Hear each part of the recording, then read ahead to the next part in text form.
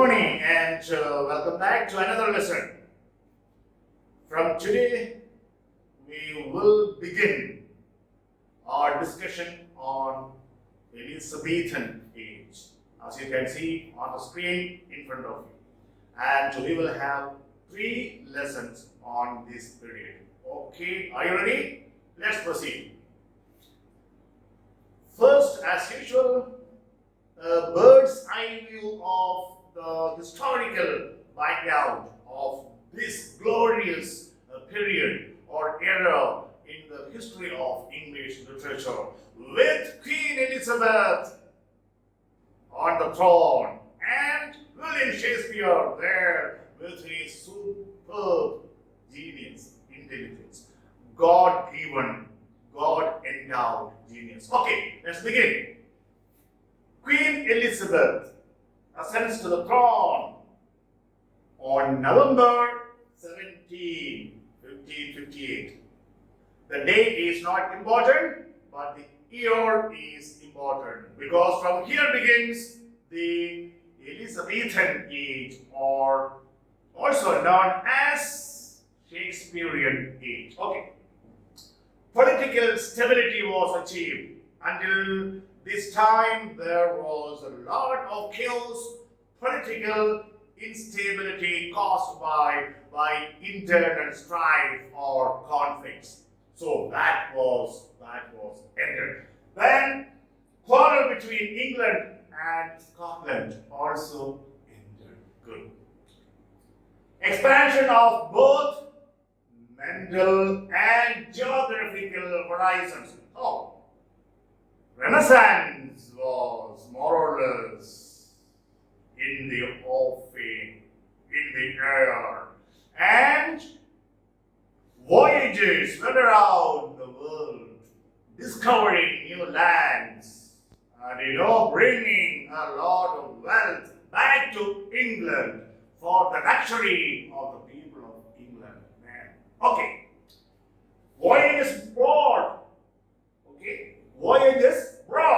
both material and intellectual treasures. How intellectual treasures? Because these discoveries, voyages, they came into contact with new cultures, new civilizations. So new knowledge, new wisdom brought back to England. Okay. Renaissance was felt strongly at that time. Great interest shown in literary subjects. Okay. As I have said, daring adventures, bringing or adding more and more lands to the British Empire. Then Plutarch's Lives, 48 biographies, was translated into English in 1579, not the point, the year 1579. Plutarch's Lives, written by Thomas North, was published in 1579. That's very important.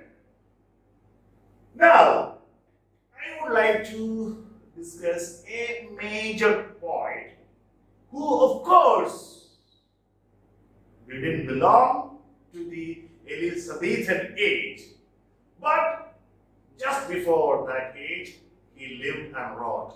And he is very important to the Elizabethan age. Hence, I have just given him a little space. Don't worry. But he doesn't belong to this age.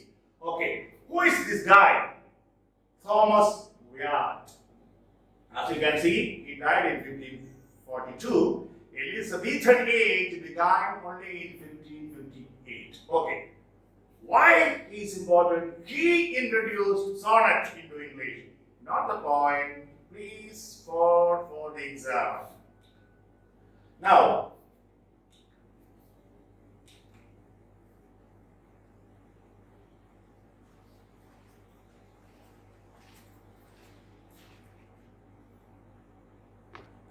ready alle?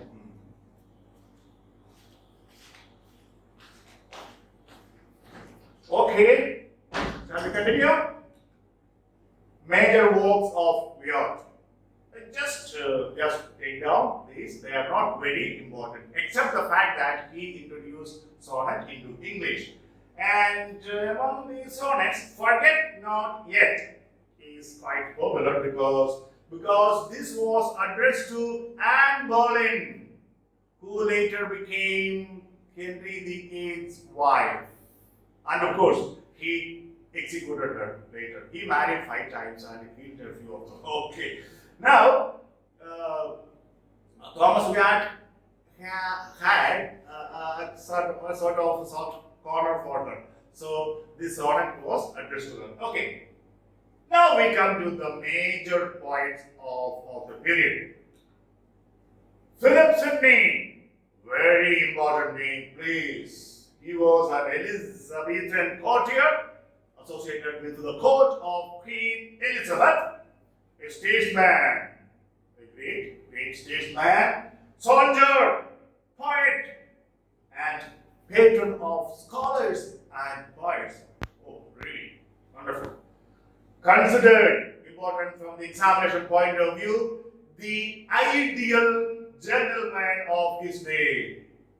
Okay. Now, his major works, Arcadia. It is a pastoral prose romance. You know what a pastoral poem is. I am not going to dwell upon what it is because you have already this with you. And it is intermixed with eclogues. You know what eclogues are? In which shepherds and shepherdesses sing of the delights of rural life. Beautiful. I feel so happy when I talk about nature, the valleys and the beautiful hills and the rivers and streams and the birds chirping and the sheep grazing, the cows. Beautiful. Ah, really beautiful. Okay. Another important work. What is that? Astrophel and Stella. It is an English sonnet sequence, a collection of sonnets. How many? 108. Important for the exam. Astrophel. What is the meaning of Astor? In Greek means star, and Phil means lover. So star, lover, and Stella. Okay. This is addressed to a lady. What's her name? Penelope Rick, an English noble woman, to whom Sidney was once betrothed, engaged, but the marriage never took place. So naturally this man was honored by the thought of this beautiful noble lady, and the result was not 1, not 8, 108 sonnets. Okay, great. Sometimes some women can be a real inspiration behind the growth and success of men. They can also be the cause of ruin. Okay, sorry. Anyway, next one. The defense of poesy, or it's also known as an apology for poetry. Why poetry should be cherished, honored, loved, liked. Okay, it is one of the first critical essays in English, not a poem. It was written, that's very important, as a response to Stephen Gosson's pamphlet, The School of Abuse, which attacked poetry as immoral. Will Sidney remain silent on such kind of response to this great creative enterprise? No. Not anyone who loves literature. Plato tried to do that, but Aristotle opposed that. Okay. It is an eloquent plea for the social, moral value of imaginative writing, which remains the finest work of Elizabethan literary criticism, an apology for poetry. Okay, Stephen Gosson's attack was really, responded to, and very effectively too by Sidney. Okay. Next one, Edmund Spenser. Oh my God. We can't go ahead discussing literature without discussing Edmund Spenser. Let's have a look at some of the details about him. He was known to his contemporaries, the Prince of Poets. Oh, the Prince of Poets. Okay.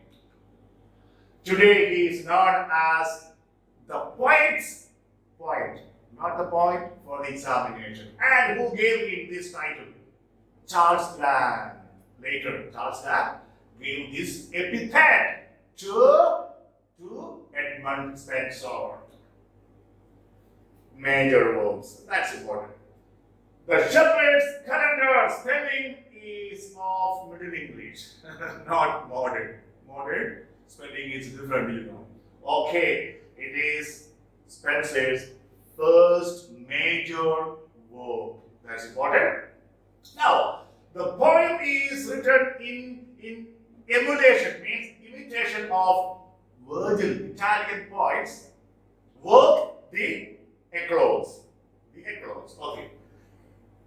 The next is important. It is dedicated to Philip Sidney.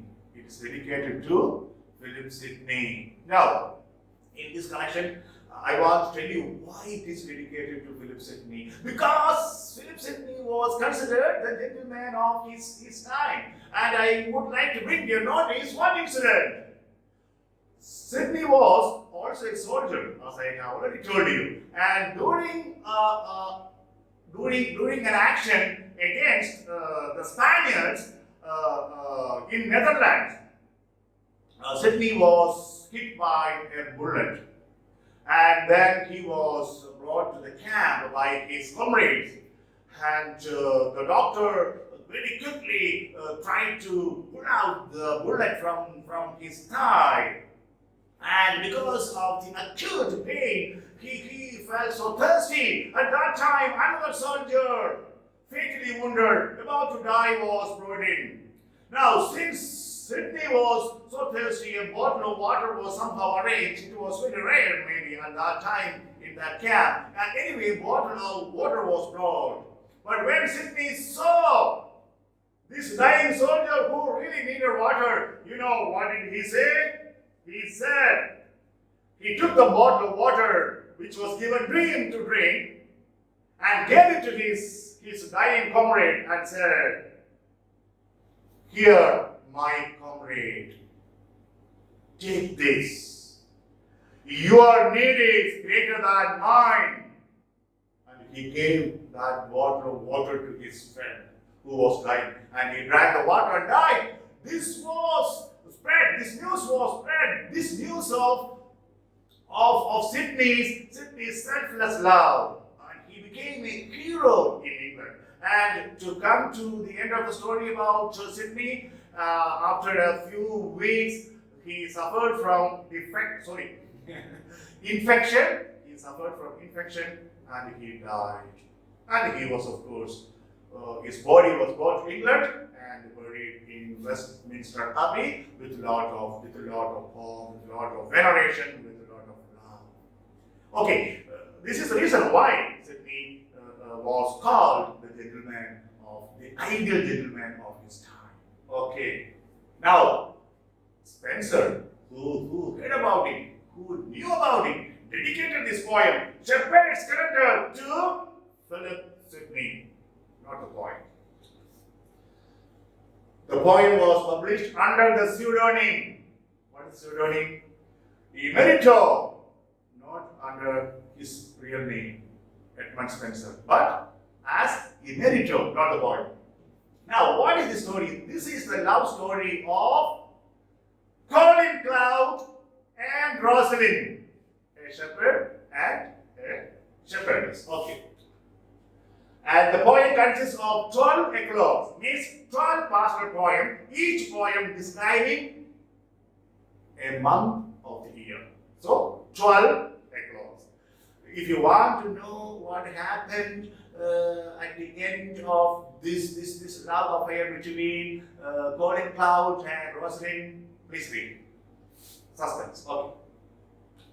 Now, next poem. Probably the most popular poem of Edmund Spenser, Fairy Queen. Fairy Queen. A fairy land, and there is a queen. Fairy Queen. Fairy Queen, fairy land. Fairy land, fairy queen. Okay. Now here, this is highly imaginative, but this is an allegorical epic poem. The characters and the events in this poem represent other historical or political or even literary characters of Spenser's time. We will look at some of those. Okay, now first, from the examination point of view, Fairy Queen was written to celebrate the Tudor dynasty to which Queen Elizabeth belonged. Okay, and you know who founded the Tudor dynasty? Oh, Henry VII. Remember, after the end of the War of the Roses. Don't forget. Okay. Now, it is an allegorical epic poem dedicated to Queen Elizabeth. Shepherd's Calendar was a poem, okay, dedicated to Philip Sidney. Don't forget these. Okay, in this poem, Spenser created a new verse form known as Spenserian stanza. Now you know why Joseph Sartre has already told you all those verse forms. 8 iambic pentameter followed by an Alexandrine. Iambic, last line, 9th line, iambic hexameter. Hexameter, penta means how many syllables? 10 syllables, 5 feet. Here, 12 syllables, 6 feet. Okay. The original plan of Spenser was to write how many books? 24 books. But how many he wrote? 6. Okay, the poem is modeled on Orlando Furioso. We have already seen who he is or was. And another one, Torquato Tasso. Torquato Tasso also was an Italian poet, just as Ariosto, who was the author of Orlando Furioso. So Spenser took some kind of clues from these two poets and their poems. Okay. The first 3 books are the best. Of the 6 books, the first 3 are the best. The poem recounts what? The adventure and triumph of 6 knights. Heroic, fearless, okay, chivalric knights, each representing a virtue. So, how many virtues are represented or discussed or celebrated in Spenser's poem, Fairy Queen? This is very important from the examination point of view. Oh, how I become too emotional? Sometimes I do that. Okay. The 6 virtues celebrated are holiness. We all have, do we? Temperance, do we? Chastity, friendship, justice, and courtesy. Okay. The poem can be seen as a representation of life as a struggle between the good and the evil, and the final triumph, the final victory of the good over the evil. That is the central theme of Fairy Queen. Okay. Now, important allegorical characters. Number 1, Fairy Queen, also known as Gloriana, Britomartis, and Belphoebe. All these 3 characters in Fairy Queen represent Queen Elizabeth. Okay. Then, the Red Cross Knight in Book 1, who represents holiness, stands for the virtue of holiness. Okay. He is also seen as the individual Christian fighting against evil, or the Protestants fighting against Roman Catholics. You know, those days after Reformation, the Roman Catholic Church was split into two. Protestants protesting against the Roman Catholic Church and its system, and the Catholics always fighting, civil war. How many of the people of that time belonging to these two different sects of the same religion were brutally butchered, massacred? We will see some of these when we come to Christopher Marlowe very soon. Okay. He also represents Philip Sidney. See, Philip Sidney was a real ideal man. Okay, so the Red Cross Knight represents all these. Third one, Arthur. You know who Arthur. Arthur appears here.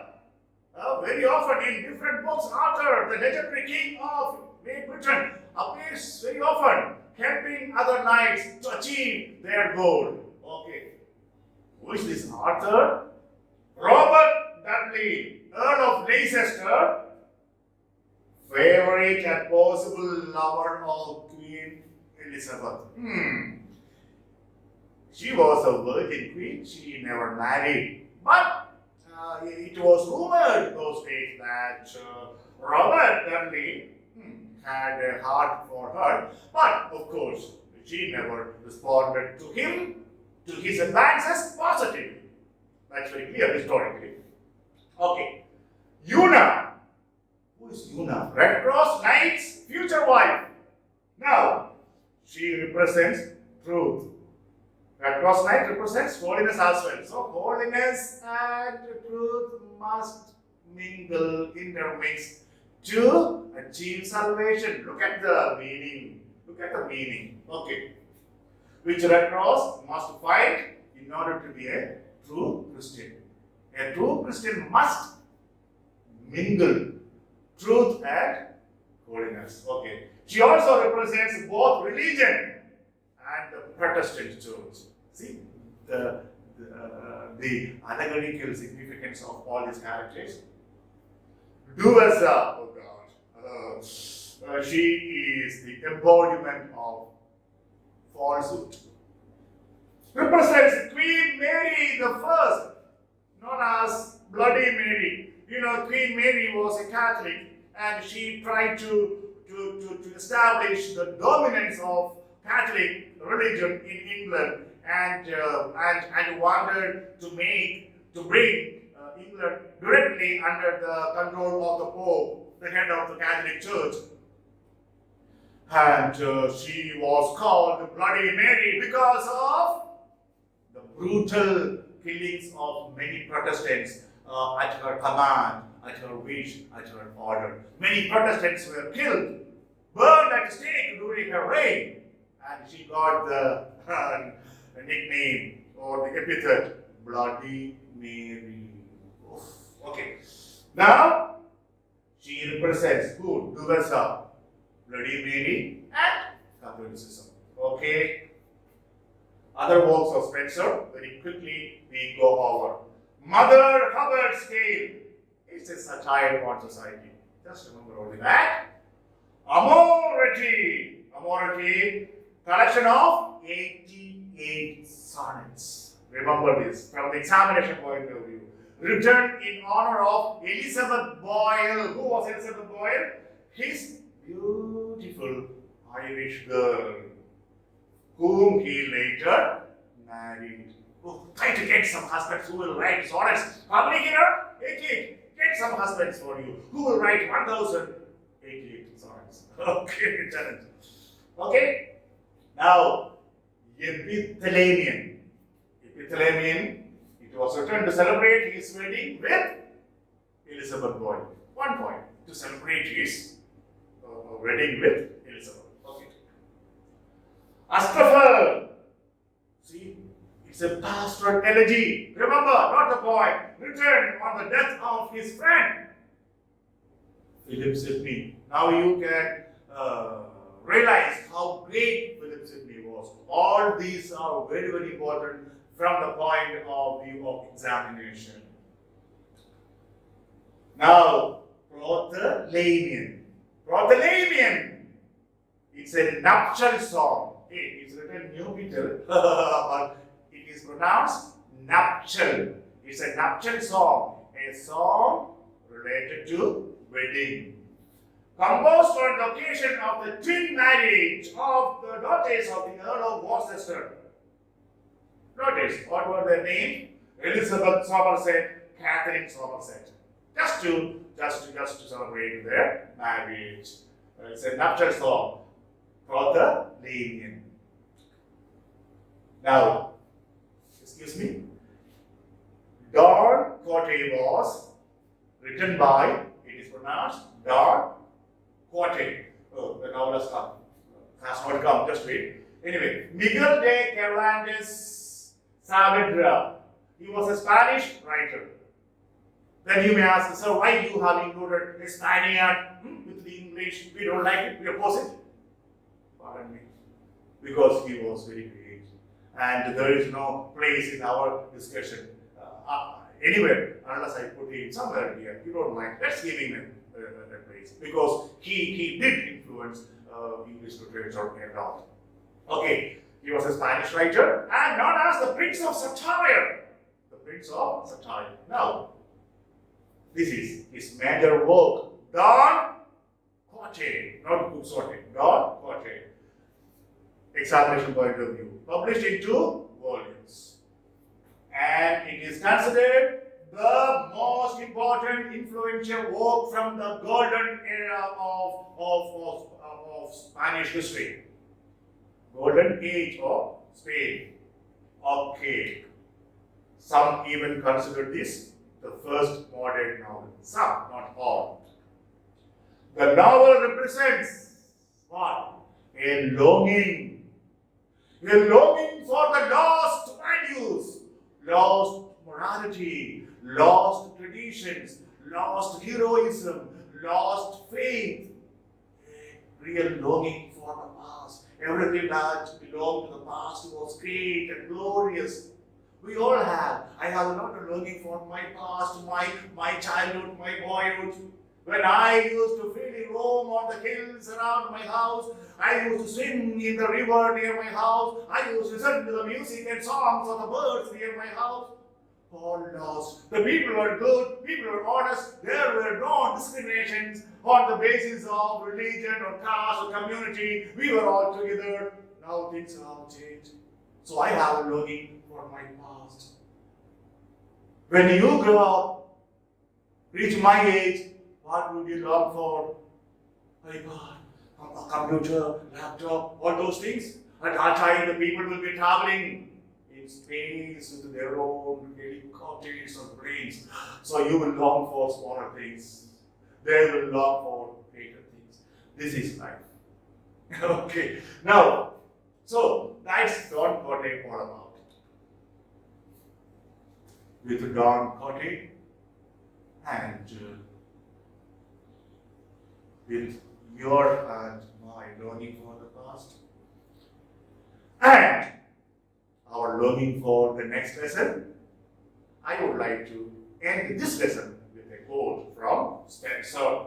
What more felicity can fall to creature, anyone, than to enjoy the delight with liberty. Liberty is the greatest thing in life. And you can enjoy everything if you have liberty. With these words of Edmund Spencer, it's all bye from Joseph Sir for today.